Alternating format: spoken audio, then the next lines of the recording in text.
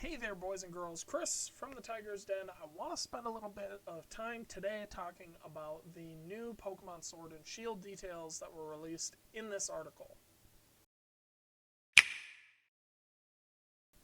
So yesterday, on the 1st of October, Game Informer decided to drop their new cover story.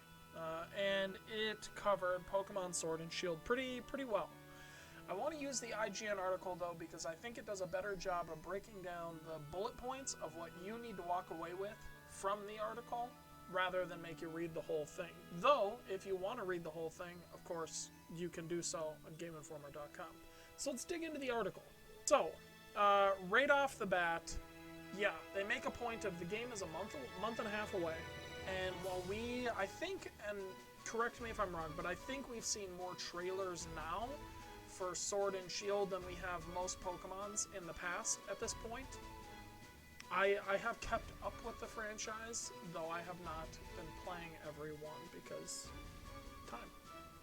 Okay, so the first thing I want to address is literally the first bullet point from Masuda here in the article, which is that all the Pokemon cut from the National Dex for this installation will be back in the future. So calm down, because your Pokemon will be coming back. Now, if you've noticed in the back, aside from Snorlax, I have my 3 favorite starter Pokemon. If they're not in this game, I'm not going to cry. Because that's just the way creative works. Like, sometimes you can't do everything for everyone. And I know we'll start an argument here in the comments section about what could or couldn't be done in this game. I'm just saying it's done. The National Dex is not coming back, but those Pokemon are. And so if you're taking comfort in that, let's jump to the next part. Autosave has been confirmed, and it will be implemented fully in the game. I feel like that's kind of a given. But you can also choose to manually save during moments like right before capturing a legendary Pokemon. So I feel like both of those things, autosave at this point in time in the generation cycles, is a given for most role-playing games, especially... well, I won't get into that, but it's pretty much a given. The ability to manually save, definitely important. In a game with RNG, throwing balls at legendary Pokemon, yeah, I too would definitely want that manual save right before there. Now, here's where we get into some stuff that was really cracking my interest. There are 18 gyms in Sword and Shield. 18. What? But they're divided between major and minor leagues. This is so they resemble traditional sports leagues like the Premier League, which gyms are major or minor will depend on which version you are playing. A good example of that was the details that came out that I believe it was the fighting gym that would be in Pokemon Sword, but in Pokemon Shield that's replaced with the Ghost gym. I pre-ordered Shield. I'm 100% Ghost anyways. Those kids look creepy, and I love it. XP share is no longer in the game, but that's because all of your Pokemon share XP equally. This is a streamlining feature, so you no longer have to alternate which Pokemon receive shared XP while leveling. Doi.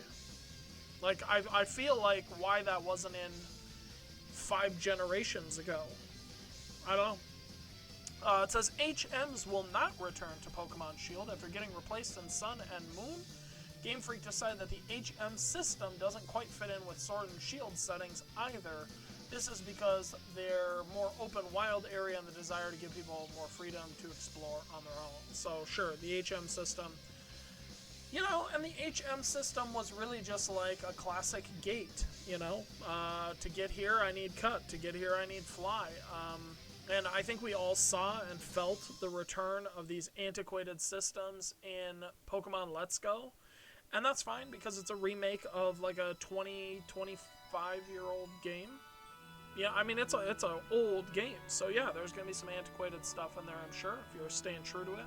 But I agree, there's no reason for them to be in here if you've made the game more open and free with that wild area.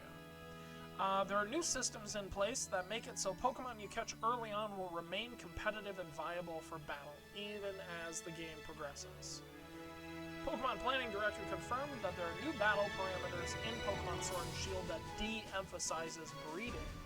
He did not reveal any specifics on how these new systems work. Okay, so getting into that for a second. One, I love it. because at the beginning of, say, the old school Pokemon games, when you would catch something like a Butterfree, well, you wouldn't catch a Butterfree, but when you raise a Butterfree and then realize that his stats are not great compared to Pokemon X, Y, or Z, no pun intended,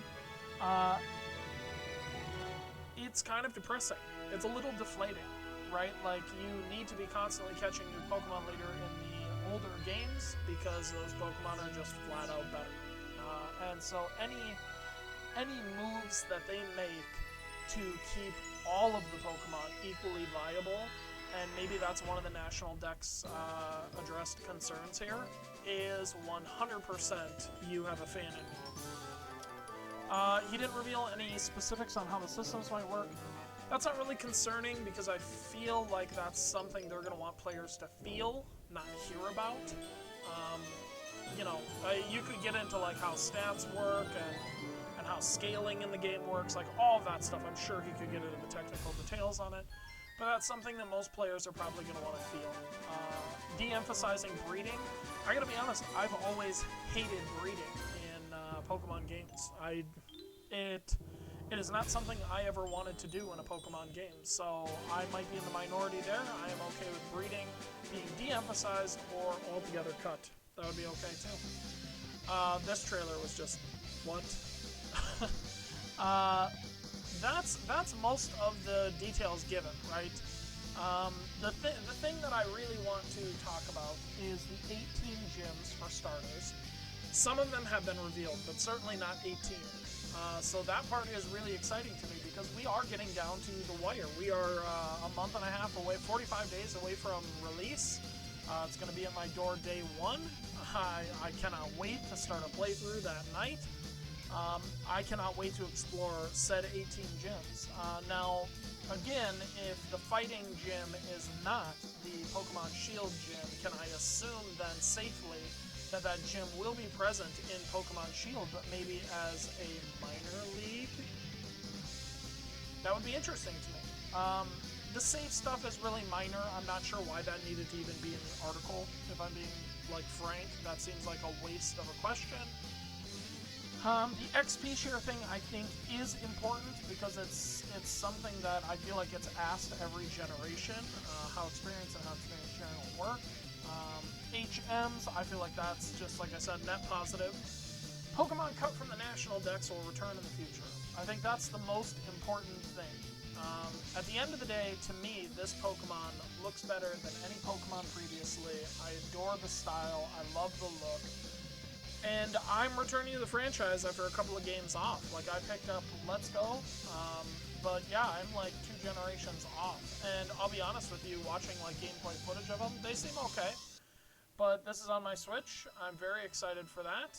I'm excited to play it on the big screen. And, you know, the National Dex not being here. Like I said, I think it's a net positive for a few reasons. You know, the balancing, all those reasonings make sense to me, and I'm not saying that they couldn't have invested more in the team or the time to put the game together, but really that's actually not even Game Freak's decision, is it? That's the Pokemon Company's decision. So you really can't, I don't want to say can't, but you really shouldn't be mad at anyone at Game Freak for any of the decisions made here.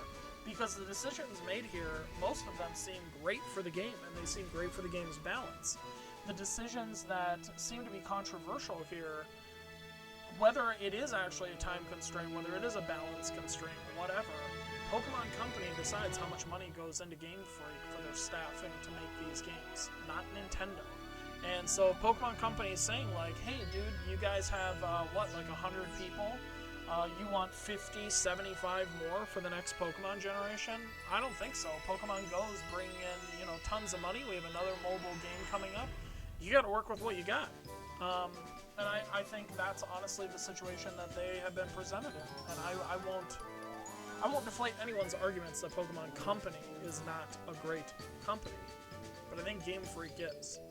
And if you want to support Game Freak, by the way, pre-order Little Town Hero. A digital-only game on the Nintendo shop. You're putting money right into Game Freak to allow them to invest in probably the stuff that they want to invest in so that all of their Pokemon games, so that all of their other future non-Pokemon games are up to a level where, say, no decision they make is controversial and everything that they make is widely accepted. And again, I mean, you can see in the back, my 3 favorite starters. If they're not in this Pokemon game, I'm not gonna riot. I understand. But let's face it, 3 Pokemon behind me that are starters are literally the best Pokemon that have ever been made. So for balancing reasons, I'll fall on that sword. And that's going to do it for us, guys. This is just a video, like I said. I found this article really intriguing just based on where we are for the release table for Pokemon. Obviously, with Luigi's Mansion hitting at the end of the month and 15 days, 14 days later, whatever, you have Pokemon Sword and Shield coming. I think it's going to be a good 45 days for the Switch, and I am really excited for Pokemon Sword and Shield. But mostly Shield because that's what I pre-ordered. I've been Chris, this has been the Tiger's Den, and you guys have been fantastic. If you're new to the channel and you like this kind of content, be sure to subscribe. Hit that like button. Every single one of you that does so does nothing but awesome things to help us grow the channel, so I appreciate it, Ben appreciates it, and we'll speak again soon.